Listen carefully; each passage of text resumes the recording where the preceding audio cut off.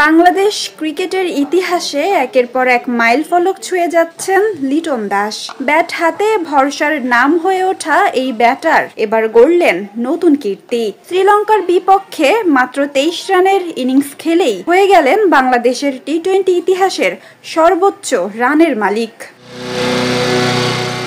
বাংলাদেশের হয়ে এতদিন শীর্ষে ছিলেন সাবেক বিশ্বসেরা অলরাউন্ডার সাকিব আল হাসান। 129 ম্যাচে 127 ইনিংসে 2551 রান করে ধরে রেখেছিলেন সর্বোচ্চ রানের কীর্তি। কিন্তু শ্রীলঙ্কার বিপক্ষে 23 রান করার মধ্য দিয়েই তাকে ছাড়িয়ে গেলেন লিটন। এখন 114 ম্যাচের 112 ইনিংসে লিটনের সংগ্রহ 2556 রান।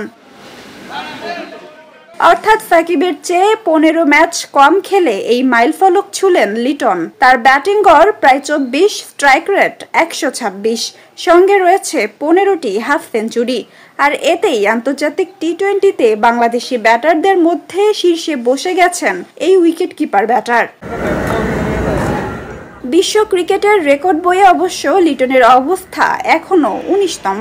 তার আগে আছেন আরো 18 জন ব্যাটার। তবে বাংলাদেশ ক্রিকেটের মধ্যে লিটনই এখন আলোচনার কেন্দ্রবিন্দু।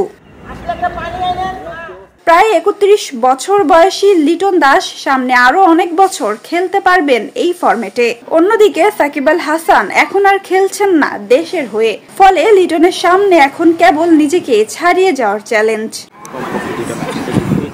বাংলাদেশ ক্রিকেটে দীর্ঘদিন ধরে অন্যতম ভরসা হিসেবে আছেন লিটন দাস। কখনো ইনিংস গড়েছেন দলকে উদ্ধার করতে, কখনো শুরুর ঝড় তুলেছেন প্রতিপক্ষের বোলারদের ওপর।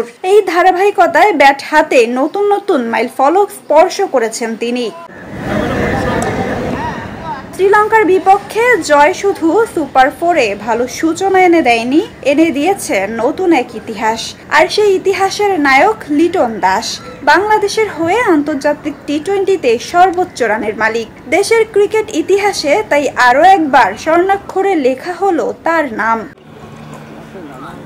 নাজিফা তাসনিম, ক্রিকেট 97।